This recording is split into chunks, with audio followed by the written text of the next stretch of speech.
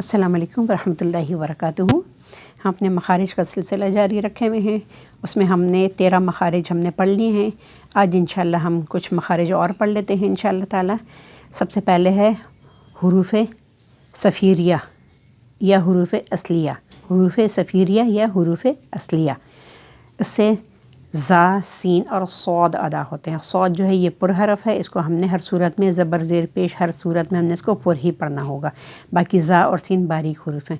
یہ ہے مخرج نمبر 14، ٹھیک ہے۔ حروف صفیریہ جو ہے تو یہ مخرج نمبر 14 ہے۔ زبان کی نوک سے جب اوپر نیچے کے اگلے دو دانت، ان کے زبان کی نوک کو اوپر نیچے، اوپر والے دو دانت اور نیچے والے دو دانت آپس میں ملیں، ان کے زبان کی نوک اوپر نیچے کے چاروں دانتوں کے ساتھ ملے تو اس سے زا، سین اور صاد ادا ہوتے ہیں، ٹھیک ہے۔ یہاں پہ نقشہ بنا ہوا ہے، یہ دانت ہیں، یہ چاروں دانت آپس میں مل رہے ہیں اور زبان کی نوک اس کے پیچھے ہے، تو اس سے ملنے سے زا، سین اور صاد ادا ہوتے ہیں۔ اس کے بعد ہے جی حروف شفویہ۔ حروف شفویہ مخرج نمبر 15، اس سے ادا ہونے والے حروف ہیں با، میم، واو اور فا۔ با، میم، واو اور فا، یہ مخرج نمبر 15۔ اوپر والے دو دانتوں کا سرا، اوپر والے دو دانتوں کا سرا اور ہونٹ کے اندرونی حصہ، ان کے ہونٹ کا اندرونی حصہ، یہ جو تری والا یا گیلا حصہ جو کہلاتا ہے، زبان، اس میں دونوں ہونٹ آپس میں نہیں ملیں گے بلکہ زبان کے دانت کا سرا جو ہے، اگلے والے دو دانتوں کے سرے جو ہیں تو نچلے والے ہونٹوں کے تری والے حصے سے ملیں گے تو یہ ادا ہوگا، اس سے فا ادا ہوگا، فا۔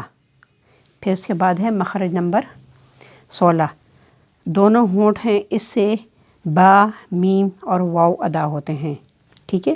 یہ دونوں یہ جو ہے نا با، میم، یہ جو ہیں یہ دونوں ہونٹوں کو بند کرنے سے ادا ہوتے ہیں، با اور میم۔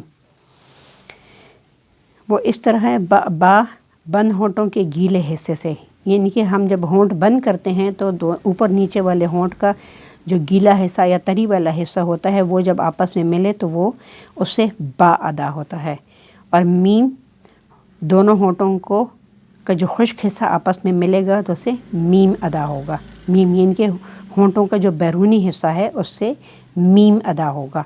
اس کو اطباق شفتین کہتے ہیں، اطباق کہتے ہیں ملنے کو، شفتین کہتے ہیں ہونٹوں کو، ان کے ہونٹوں کے ملنے سے یہ با گیلے حصے سے اور میم ہونٹوں کے بند خشک حصے سے۔ پھر اس کے بعد آ جاتے ہیں واو، ہونٹوں کو گول کرنے سے، یعنی کہ ہونٹوں کے گول تو ہم نے اس طرح کر لیا، اور ان کے یہ کنارے جو ہیں، یہ والے کنارے جو ہیں تو یہ آپس میں ملیں گے لیکن باقی ہونٹ آپس میں نہیں ملیں گے، اس سے واو ادا ہوگا، واو۔ پھر اس کے بعد ہے مخرج نمبر 17، خیشوم یعنی ناک کا بانسا یا جڑ، اس سے غنہ نکلتا ہے، غنہ۔ اس سے حروف غنہ نون اور میم ادا ہوتے ہیں۔ ناک کا بانسا یہ جو آنکھوں کے قریب اور بھووں کے نیچے جو ہوتا ہے یہ والا حصہ، یہ یہاں پر جب یہ ناک کی جڑ ہوتی ہے اور یہاں پر آواز تھوڑی دیر جب ٹھہراتے ہیں تو آپ کو، جب آپ اپنی ناک پہ ہاتھ رکھیں گے اس جگہ میں تو یہاں پہ آپ کو تھوڑی سی وائبریشن محسوس ہوگی، یا آواز کو ٹھہرانے سے تھوڑی سی گنگناہٹ جیسی محسوس ہوگی، تو وہ جو ہے تو وہ وہاں سے غنہ کی ادائیگی ہوتی ہے۔ آواز کو تھوڑی دیر ناک میں ٹھہرا کر گنگنی آواز میں پڑھنے کو غنہ کہتے ہیں۔ یہ نون اور میم ڈبل حرکت والے حرف پر ہوتا ہے۔ ڈبل حرکت کا مطلب تشدید والے حروف ہے نا، نون مشدد اور میم مشدد جب ہو تو وہ اس پر غنہ ہوتا ہے، ٹھیک ہے۔ پھر اس کے بعد ہے مخرج معلوم کرنے کا صحیح طریقہ۔ ان کے مخرج معلوم کرنے کا صحیح، ویسے تو آپ کو سب بتا دیے ہیں لیکن مخرج معلوم کرنے کا جو صحیح طریقہ ہے جو بہت ایزی ہے آپ کے لیے، حرف کو ساکن کر دیں، اس کے شروع میں زبر والا حمزہ لے آئیں، جہاں حرف کی آواز ختم ہوگی وہی اس حرف کا مخرج ہوگا۔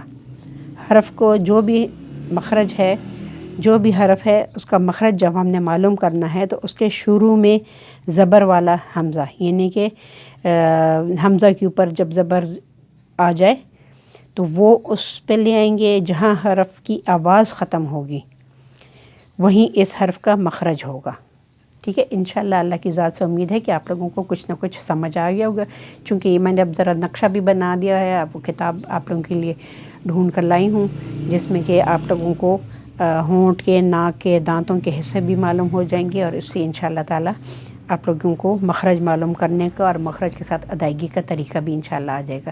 السلام علیکم ورحمۃ اللہ وبرکاتہ۔